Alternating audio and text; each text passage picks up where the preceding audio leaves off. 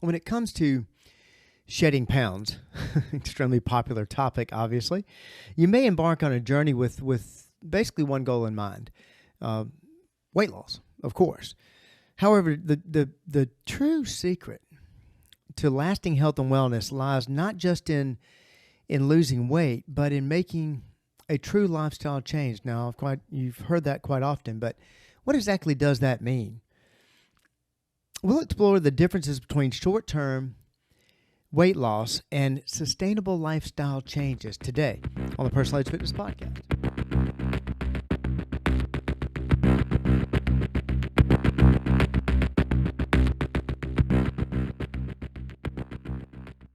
Good day and welcome to the Personal Edge Fitness Podcast. My name is Garrett Williamson. I'm president of Personal Edge Fitness. Thank you so much for joining us today on the Personal Edge Fitness Podcast, dispelling the myths of health, fitness, and wellness. I want to dive into this topic. It's a very popular topic. It's one that I talk about quite often since 72% of our clientele come to us for weight loss and general fitness.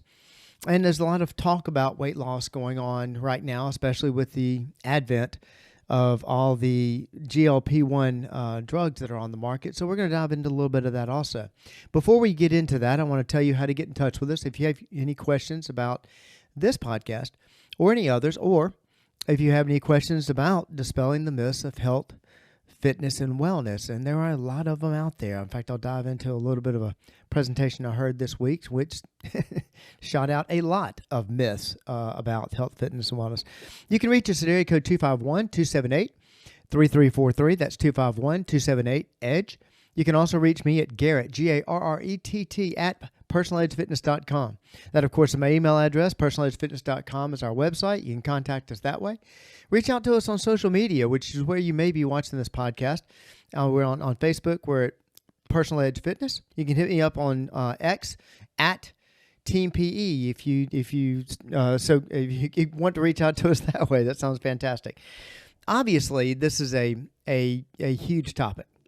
A massive topic in health, fitness, and wellness is, of course, weight loss. And why is that? Well, if you've heard my talk about the lie of food, that is one of the biggest reasons why we deal with so much weight loss, and why that's such an epidemic in our country and pretty much around the world.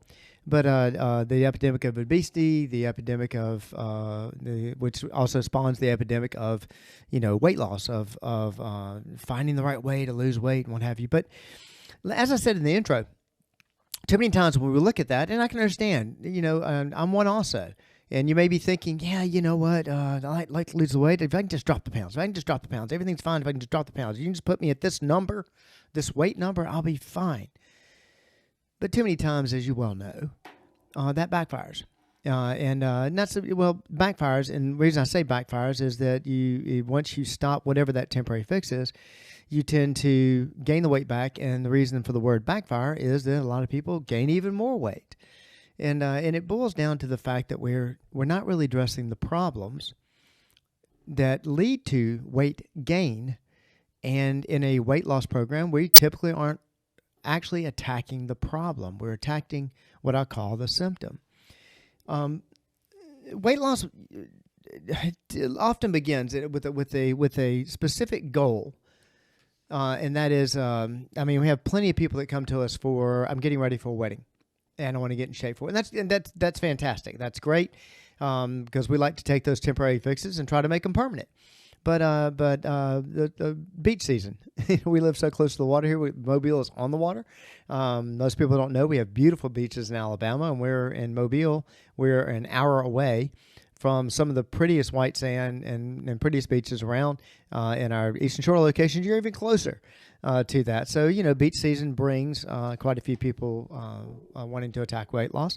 Weight loss happens to be the second most, or getting in shape and weight loss happens to be the second most popular New Year's resolution, of course. And for those of you who don't know, it seems like it would be the most popular. Actually, it's the second most popular, because getting organized is the first most popular. Throw that in whether you wanted it or not.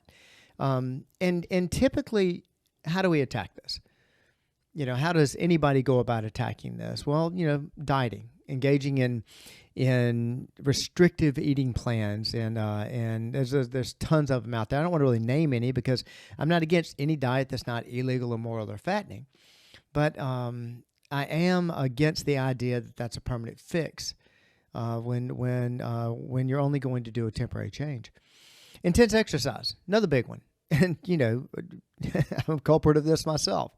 I ate too much ate too much food, ate too much of something. That's okay. I'm going to go out and I'm going to double my miles tomorrow. I'm going to put in more time in the pool. I'm going to do something. And we get into these intense exercise regimens, and also the ones that are out there. Some of them can be dangerous, and that is quick fixes. And quick fixes can be, fad diets and other products, but more or less, there's another quick fix out there that there's a couple of them. One that again, I'm not bad mouthing this by any means. In fact, I'm a fan of this particular procedure. But when they've done sleeves or gastric bypass or even liposuction, not against those fads, those techniques, those quick fixes. But the problem is that again, we're attacking a symptom, and we're not attacking the problem.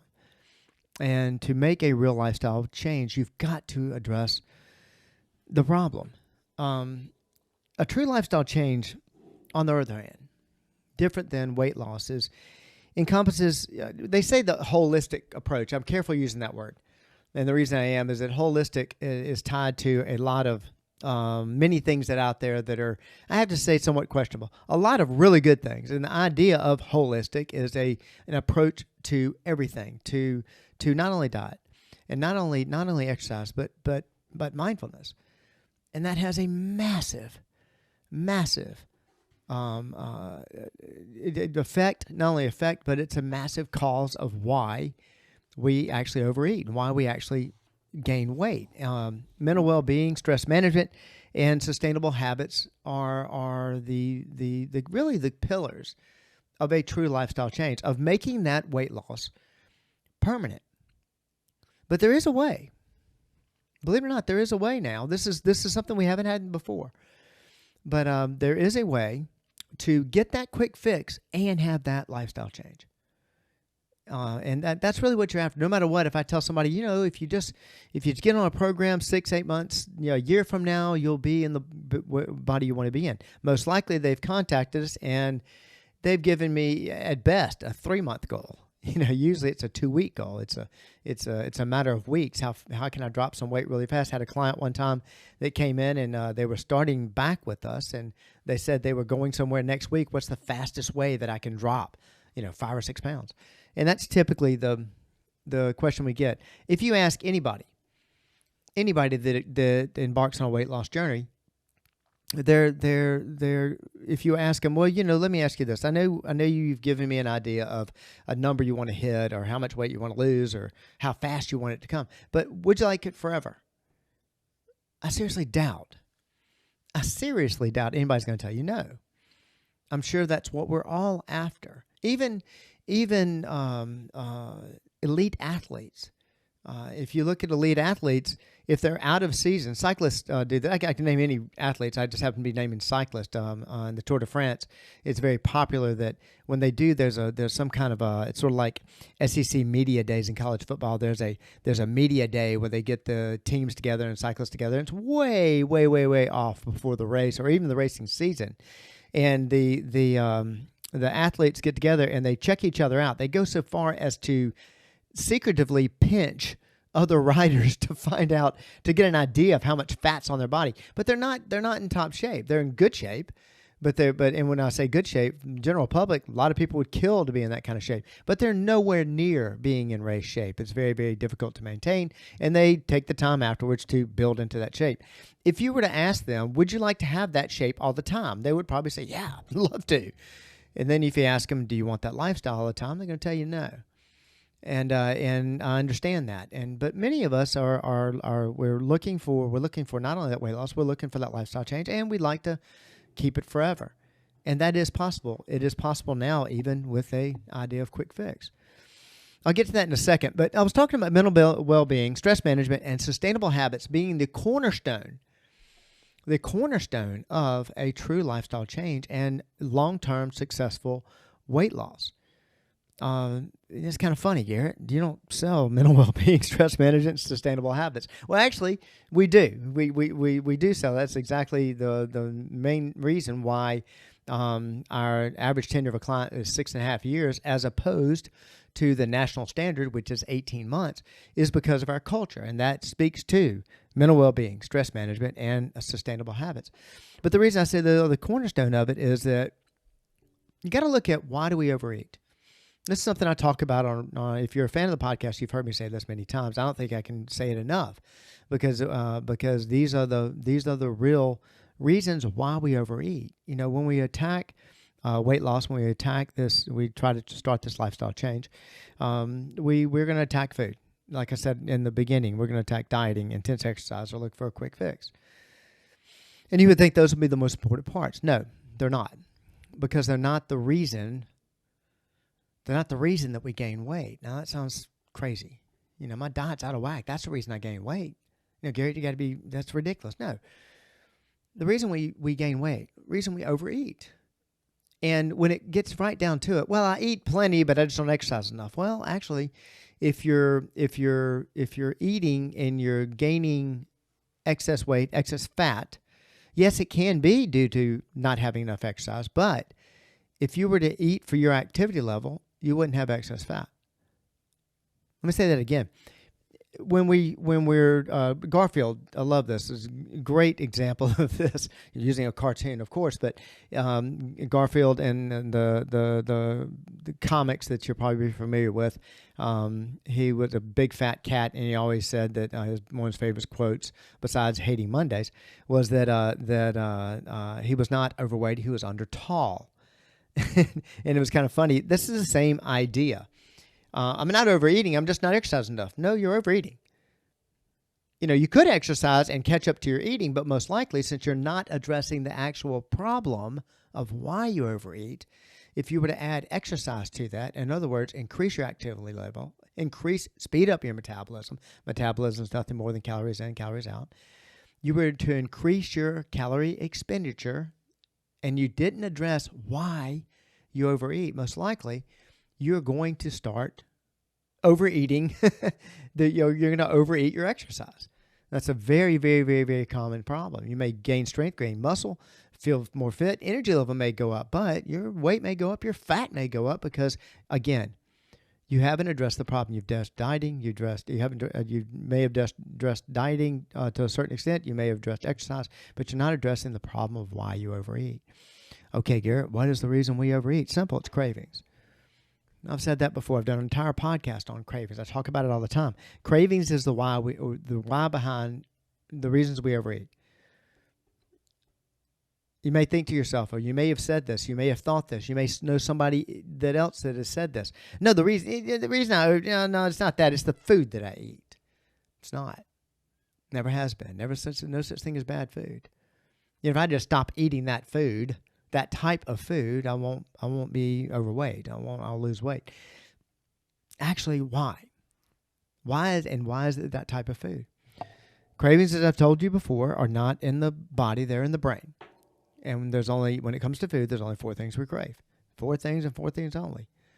Salt, sugar, alcohol, caffeine. That's it. Salt, sugar, alcohol, caffeine. Why do we crave them? So why do we crave anyway? Simple. 2 reasons. And 2 reasons only.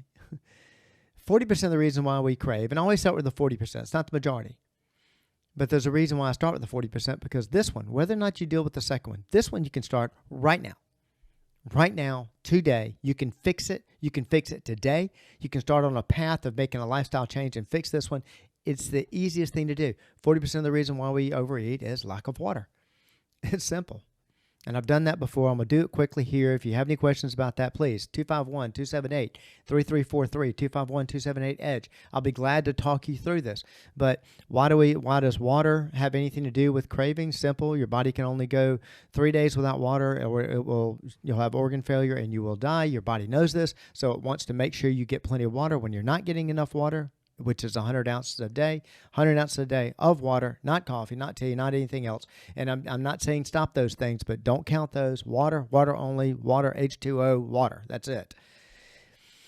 The reason that has anything to do with cravings is that when your body knows that you're not getting enough water, it looks into your brain, it stokes your cravings because it wants you to get water. So what's going to happen? Stokes your craving. You can have a salt craving. No, I don't have that problem. It's a sweet tooth, whatever. Okay, then you have a sugar craving.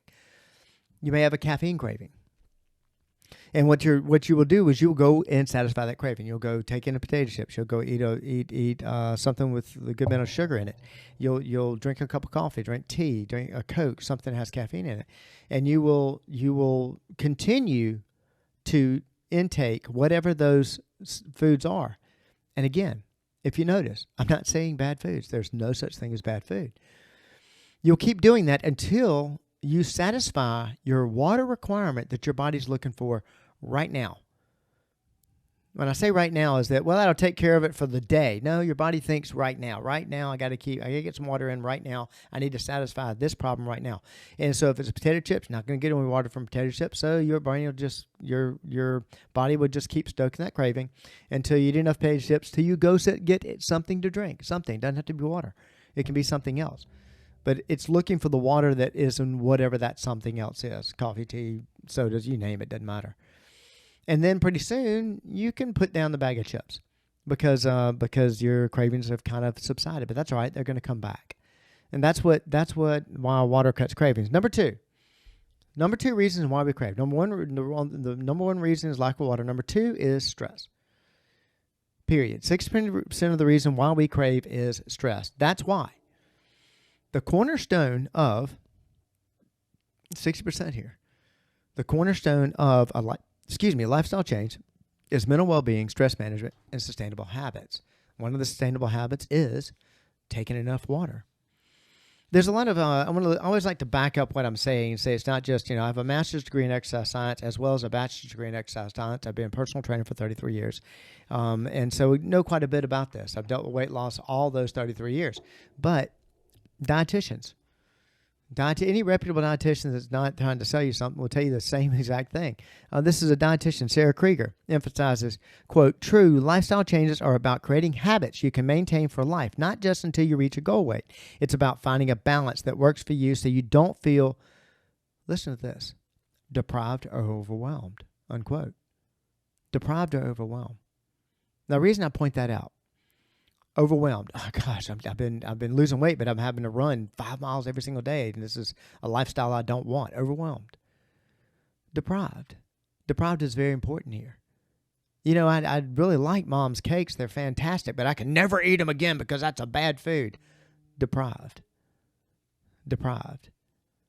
Though we don't want to feel that way, so. There's a lot of research on this. National Weight Control Registry, NWCR, tracks individuals who have lost significant weight and kept it off long term. Findings show that successful maintainers tend to eat a low-calorie diet. Now, I'm going to stop there for a second. Low-calorie. I got to starve myself. No. They typically use the term low-calorie, and I disagree with that. And the reason I say that is that we are overeating. We're taking in too many calories. Too many times you've heard me talk about this. We criticize the food when we've never paid attention to amounts. We've never paid attention to amounts. And so our amounts are way overboard. And the reason I say it's not low calorie, it's the amount of calories you should be taking in. I'll tell you a very, very simple answer to this. If you are, making up numbers here, if you are 270 pounds, and you feel your goal weight should be 200 pounds. Let's say 200. Well, what you're doing, the reason you're staying at 270 is you're eating for 270. If you were to eat for 200, you would be 200. So that's not a low-calorie diet. That is the amount of calories you should have. But anyways, back to the quote. Findings show that successful maintainers tend to eat a controlled calorie, the target calorie amount, and engage in high levels of physical activity and have consistent eating patterns. High levels of physical activity. Just like low calorie. high levels of it. No, I'm going to tell you a story in a minute about a person that is gotten into incredible amounts of high activity as far as changing his lifestyle. But that's not what I'm pushing here. And I sell exercise. High level, just like low calorie, high level is a misnomer. If you're doing nothing, and you start walking 5 days a week, that would be, to your comparison of nothing, a high level of activity. It's not. It's a normal level.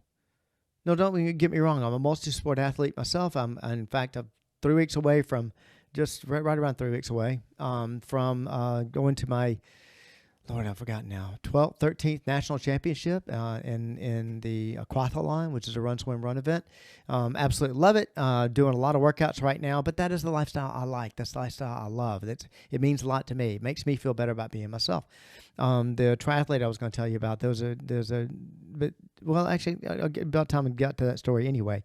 But this person that got into this, and this is a great example of addressing the head, addressing the stress, and really attacking the problem. And I have to say, when he started on his journey, it wasn't a story of, somebody that was grossly obese, then all of a sudden he became 4% body fat. No, it wasn't. He was in relatively decent shape. He really was. But he found an activity that he loved. He just fell in love with it. On a whim, somebody had talked to him about training and doing a triathlon. So he went and did one. And he loved the way it made him feel about himself, period. End of story. It's not the physical. It's how it affected his brain. And he realized how much he enjoyed it. So he started getting very competitive. He actually went to some national championships. He started getting into fantastic shape. And then he found out that of all of it, what he really liked, he was good. He didn't qualify the first year, went to the national championship. I argue strongly that he would, if he'd gone to the next one and had a good race, he would qualify in the next one. But he abandoned that. What? He was doing really well. Why would he abandon it? I thought you said he liked it. He did like it. But he found out what he really liked was cycling. And so now he's become a competitive cyclist. Well, Garrett, I'm not interested in being a competitive cyclist. No, you're missing the point of the story. The point of the story is he was looking for something, a lifestyle, that made him feel better about being himself. He was addressing his stress that way. Posts pictures all the time. He's so happy about where he is. It's not his body we're talking about. It is how it affected his mind. That, he started there. This makes me feel better about me and me. So what do I need to do? He's on a regular regimen of cycling. He's on a regular regimen of resistance training. Habits. Those are his habits. Those habits that he's adopted. Starts first with the brain. This makes me feel better about being myself. And the next thing I'm going to do is I'm going to find the habits that I enjoy, that I can maintain because I like maintaining them. Sure. Does he have a day when he kind of like to sleep in instead of going to work out? Sure. I'm sure he does. But it's overridden. It's overridden by how he feels in his brain, how it makes him feel. He knows that in that workout or in the middle of the workout somewhere, he's going to start feeling better about himself. That's why he goes. Now, that can have a negative effect. When think about, there's times I shouldn't go to the gym, and I make myself go, and I hate every bit of it, but I know I have to do it in order to maintain my weight. Well, that's negative. It's not what we're looking for. We're looking for that lifestyle change you like. Maybe we need to back off the exercise a little bit. Maybe we need to adjust the diet a little bit. Maybe we need to adjust something else, because weight loss, believe it or not, can be extremely stressful. We talk about this in our Catalyst program. In fact, we talk extensively about this in our Catalyst program, that we are dealing with stress. We're dealing with lack of water. We're dealing with stress. And we're adding stress. We know it. So we need to learn how to, understand that that's adding stress. In order to start a weight loss program, it's adding stress. And so we need to learn how to combat that stress. I told you at the beginning of this that there is a way now. But believe it or not, there's a way to get the quick fix and have the lifestyle change. I love it. I'm a huge fan of it. and that is the advent of I know you've heard a lot about it, the GLP-1 drugs. I did a podcast about this. I'm going to do some more diving into it because, believe it or not, what they're finding, it's very interesting what these GLP-1 drugs do. They are, I would describe them as a giant appetite suppressant. Believe it or not, this is actually, you can find this on clinicalresearch.gov or something like that. I've forgotten the exact name of the website. But they're finding that they're actually using these drugs now because they are addressing cravings a bit. I don't kill cravings. Cravings are still there. You can bring them back. You can actually overeat while you're taking the drug. It's possible. But they do somewhat retard. While you're on the drug, they retard cravings. And cravings, the reason I was talking about that clinical.gov site, clinicalresearch.gov site, again, don't quote me on that site, on that website address. They are finding that they're having luck using these drugs for smoking cessation, for getting off of drugs, alcoholism. They're actually finding results with this. So right now, am I a fan? Yeah, I'm a fan. In fact, we are actually using them in one of our programs. But the big but with that, it's like anything else. It's like anything that wants that. I want that one thing that'll fix it all. Somebody may say, running, that'll fix everything. You'll be in shape, you'll lose weight or whatever. Maybe. The reason I say maybe is that we're not addressing stress. If it doesn't address your stress levels, you're not doing anything about water, you're not addressing your cravings, you're not addressing your stress levels, it's not going to fix anything. It may have a temporary fix, but it's not going to fix anything. GLP-1, yes, while you're on the drug, cravings are reduced. You should see weight loss because you're not taking in more food. You're not taking in the over amount of foods. You don't inject yourself with something that just starts dissolving fat. That's not what happens. But, as I said earlier, I never got to it, but once you get off the drugs, well, all of it can come right back, and there are also a lot of reports of people gaining even more weight. And that's not the drug that's doing that. Like I said earlier, any fad diet, any kind of crash program that you do, temporary fix, once you go off, you can gain back some, more, all, if you're not careful. We address this in our B3 program. Our B3 program is paired with our Catalyst Lifestyle Change program, where we actually attack why do we overeat? And we do it while on the medication. So it makes it very easy to make the change. You're having success, you're losing the weight, you're getting that temporary change, but we are doing it now for life. If you're interested in learning more about it, please give us a call at area code 251-278-3343. That's 251-278-EDGE.